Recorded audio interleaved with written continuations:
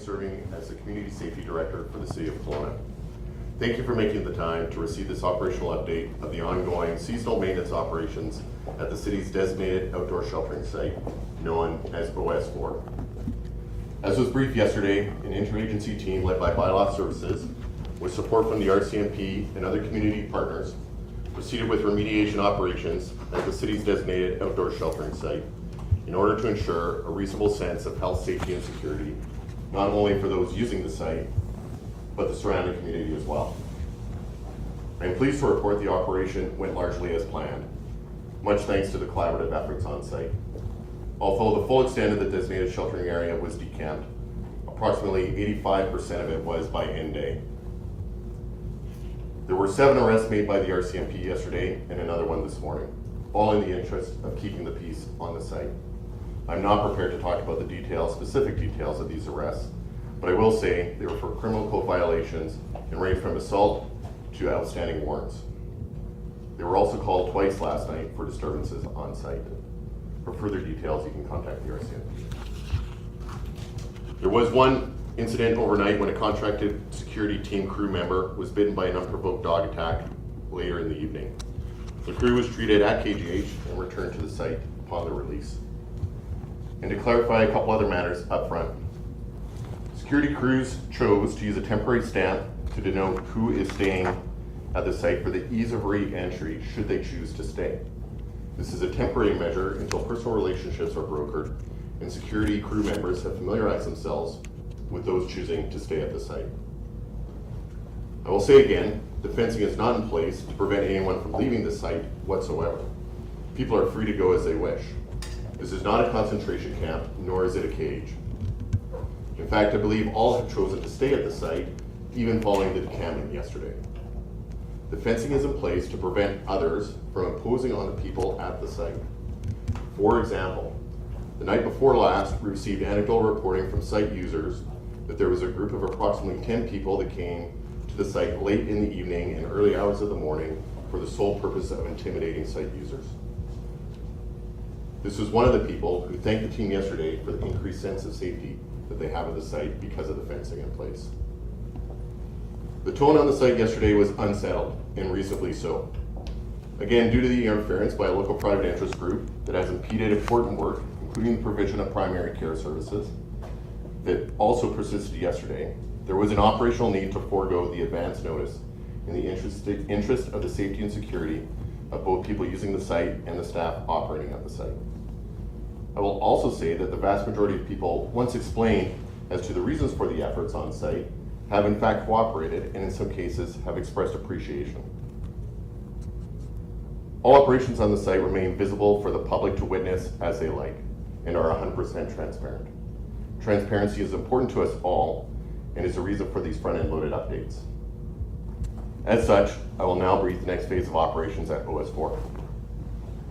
Last spring, the city placed a number of concrete traffic barriers as a means to mitigate the impact of the spread of tent fires, provide additional physical protection to the people on site, given the increase in unauthorized vehicle traffic, both day and night, while also creating sites that can be assigned to people should they opt to follow the posted guidelines of site maintenance. This model has proven to be very effective in reducing the potential for multiple tent fires and offering additional physical protection for those that respected the guidelines.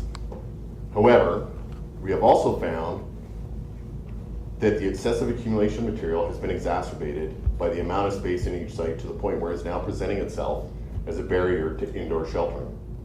As such, starting today, as the ground is remediated, the site footprints will be reduced to 8 feet by 8 feet from 12 feet by 12 feet. Additionally, we recognize that many of the unauthorized superstructures and sprawling tent complexes will not fit back into these sites.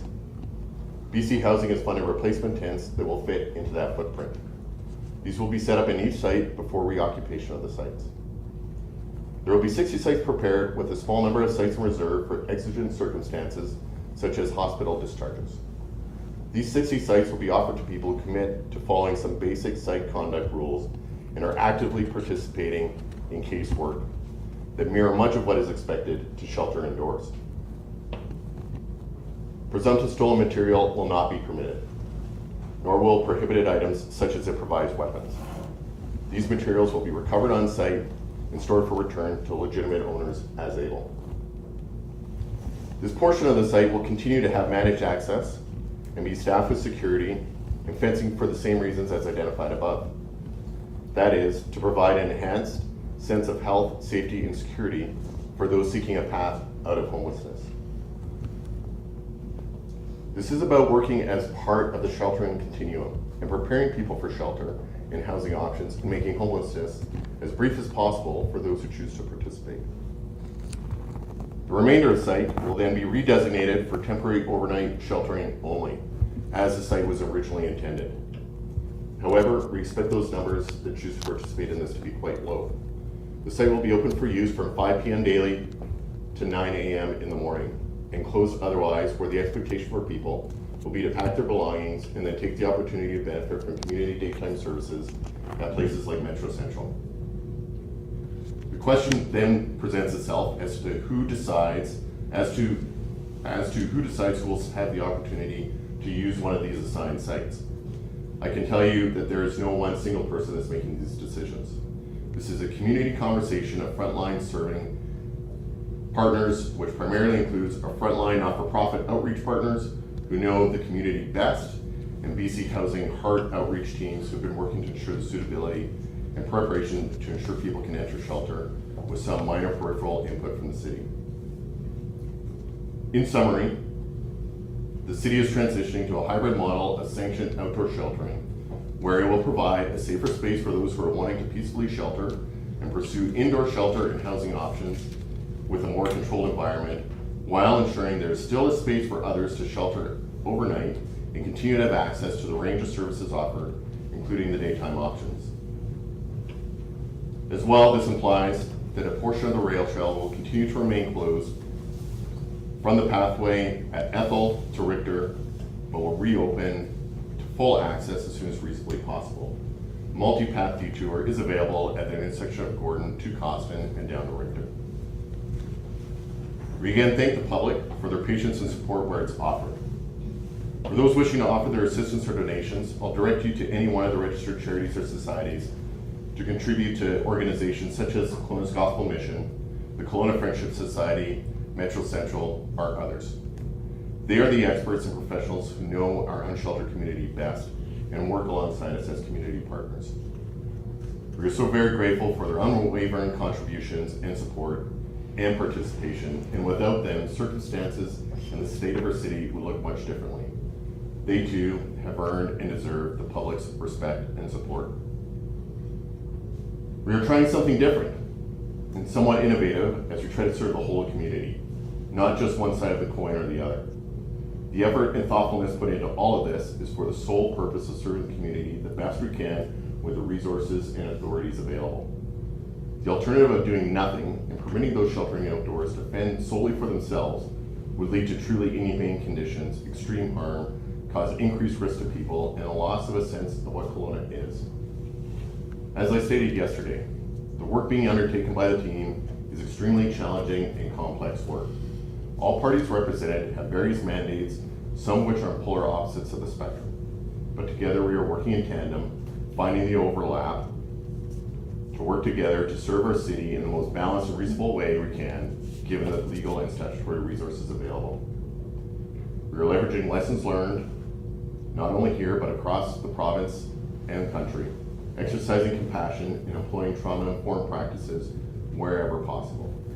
And although we are not perfect, I am extremely proud of the work being done by and for the sake of our city. Again, I want to offer appreciation for the collaboration of all our partners as they come alongside for the work and the sake of the work. You again have all earned and deserve our respect.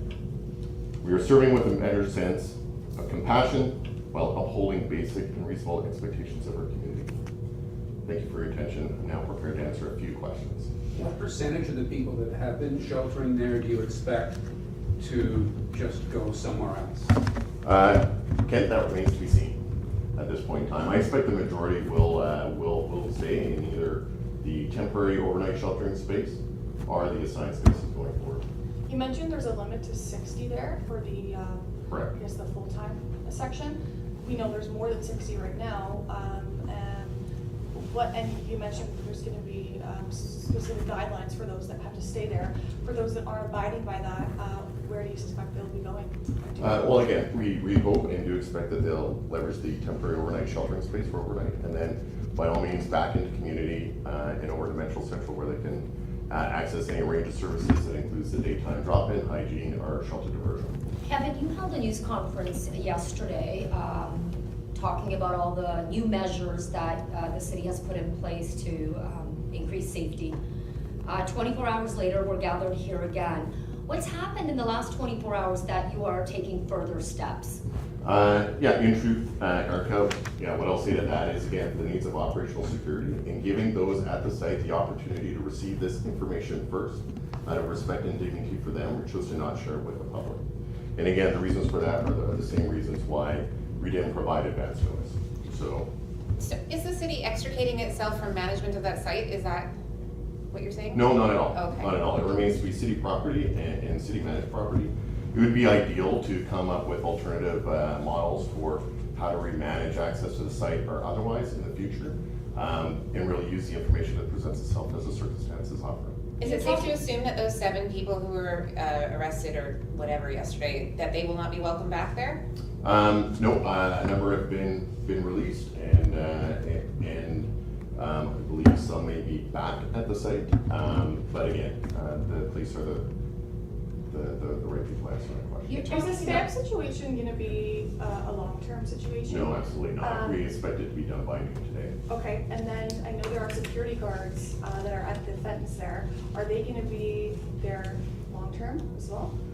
Yes, for the foreseeable future. Again, what we want is to give an opportunity for that site to stabilize and again become for what we intend it to be, which is again really trying to mirror what is expected for an indoor sheltering situation or housing situation.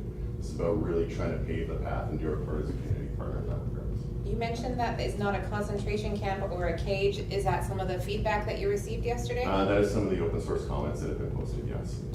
Kevin, you talked about taking more action towards, not letting suspected stolen items or prohibited items into that site. Does that mean security guards will be checking belongings when people re-enter the site? Again, very much along the same lines as happens at an indoor shelter or any other location. Yes, there is an expectation of that. Again, it will be pared down from what is expected for an indoor shelter, as this is an interim path as part of the continuum.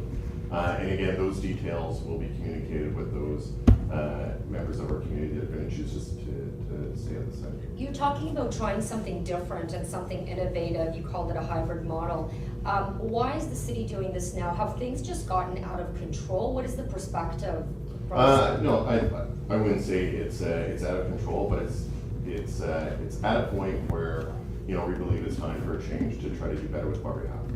You mentioned the Given smaller. these new restrictions, do you expect that people in the community will see more individuals sleeping in alleyways, doorways, under bridges, etc.? No, I don't expect so. Again, what I do expect is that we'll see an increased use of the temporary overnight sheltering site. And again, in doing so, we are satisfying our legal obligations to do so in providing that space. Security will be in the vicinity of that site as well, which will again hopefully provide that additional sense of safety and security, at the very least reporting. You mentioned the smaller footprint.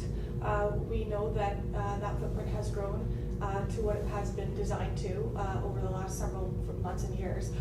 What will be done to monitor that footprint and make sure that it doesn't grow? Yeah, absolutely. Well, again, part of the code of conduct will include how you manage your individual site as part of that. And again, not so dissimilar from an indoor sheltering option. You choose to follow the guidelines and parameters that are offered to you. Continue to retain that. Again, that will be part of the conversation. It sounds like this is also a measure to, I guess, encourage maybe people to seek space inside a shelter. But as we mentioned yesterday, those shelters are, I think the percentage was used around 90% full. So if there's no shelter space and this is only 60 assigned sites, where do we expect the remainder of the people to go? Yeah, absolutely, to use a temporary overnight sheltering site. And again, we'll continue to absorb what we can in the community, and we'll address illegal sheltering outdoors as we have in the past. Will there be places for people if they're not able to have a more permanent setup to put their stuff during the day? Yeah, so we are working towards, again, what does it look like to, manage personal belongings and material, and, what is expected for you to be able to go. That's work that we'll continue on with our not-for-profit partners. This is Can you obvious. reiterate what the expectations are for people who will be staying at the site? Yeah, I gave the general guidelines, but again, out of respect and dignity for the people that are being offered those sites, they're actually having those conversations right now. And I'd like to respect that for them as opposed to seeing it on the news. This is obviously going to be upsetting for a lot of people who have become accustomed to a certain way of living there.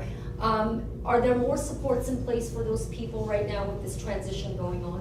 There are exceptional number of supports, and I think the city and our community partners have done exceedingly well in that historically and continue to. And as I mentioned, they are alongside us in this work specifically, and in a lot of cases, leading the conversation. Since it's closed off to the public, accommodations are being made for cyclists, bikers. Are they expected just to do a detour on that For side the of the time road being, yes. and on the gravel shoulder? Preferably, no. The expectation would be take the detour at Gordon off to Costin, use the multi-path, use down there until the railings up the trail. And it's a long stretch of road. I mean, it's probably about 600-700 meters. I haven't seen any fencing between the ditch and the camp. What's to prevent anybody from just crossing that ditch? The security on site is providing regular patrols as well, and again, they'll intervene in that if it's seen, and if not, address it after. I mean, practically it takes 20 seconds to jump that ditch. That's right, and again, part of the code of conduct will include, helping all of us monitor behavior on site. In a nutshell, why is the city taking all these measures right now? I suppose the question would be, why should we not? At the end of the day, the temporary overnight sheltering model that we recommenced back about 5 years ago sort of ran its course. The full-time encampment model has sort of run its course here in Kelowna. So now we're trying to make the best of both worlds, economizing the resources that we have available to best serve the community in this way, and we'll continue to adjust our operational model as time goes on to respond to this situation. Would it be fair to summarize it this way, that, I mean, the way it's evolved there, people have come to just live there. Those days are over. I would say it's a combination of what we've just spoken about. So again, creating a new model where people can temporarily stay. This is a temporary shelter, even the location of that is indeed temporary. There is not an intent to increase any additional infrastructure, nor make that a spot for permanent residency or sheltering or in any form or fashion. There's not, people aren't offered rental agreements to stay in the space. It is 100% temporary outdoor sheltering only. What's the additional cost of security 24/7 and how long will that tip go for? Again, as far as how long it goes, it'll determine completely on how people choose to participate on the site. And that not only includes those at the site, but the community for everyone. But it'll be expensive, no, for that? Yeah, there's an associated cost that I'm not prepared to disclose. Okay. We touched on Why this a are little you bit prepared to disclose yesterday, but we mentioned that people were coming from Vancouver and other areas to live on the rail trail. We know there's a limit now, but we also know summer's coming, and with summer, there might be a little bit of an increase of people making their way to Kelowna. How do you navigate that?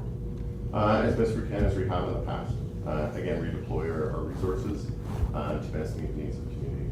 Why can't the city disclose the cost when it's taxpayers' money? I'm choosing not to disclose the cost right now because it's actually a matter of contract. And again, we can have that conversation otherwise. Yeah. And can you just clarify, I was confused yesterday about the fencing. We don't know how long that site will be fenced off, correct? Correct. Yeah, exactly. So it'll be depending on the sense of health, safety, and security of the site. If there's a collaborative effort among site users and the community to maintain it for its intended purpose, then absolutely we'll adjust accordingly and reduce that. Again, and I'll reiterate, again, nobody's being held there against their will. People are allowed to go and come as they please. We're just putting in some temporary measures until relationships rebuild so we can manage the people on site. Yeah, okay, one last question. What kind of Indigenous supports were available to people example. So yesterday I spoke with a woman who is an Indigenous peer support worker. She was denied entry to the site to assist people. She said that Indigenous people are disproportionately represented within Tent City, the outdoor sheltering site. So yeah, what kind of... Yeah, Jacqueline, this is actually an entire point of case why there needs to be adjustment in how the site was being operated or being managed. So about a month ago, Kelowna Friendship Society's outreach team chose to stop serving the site after there was one of their workers was threatened. And as a result, the measures we put in place yesterday, that outreach team voluntarily came back out on site and asked, because they do feel that the measures are in place, if they could come and start serving again to provide that Indigenous space. Absolutely. That is one of the success stories that came out of yesterday. Thank you. All right, thanks everyone.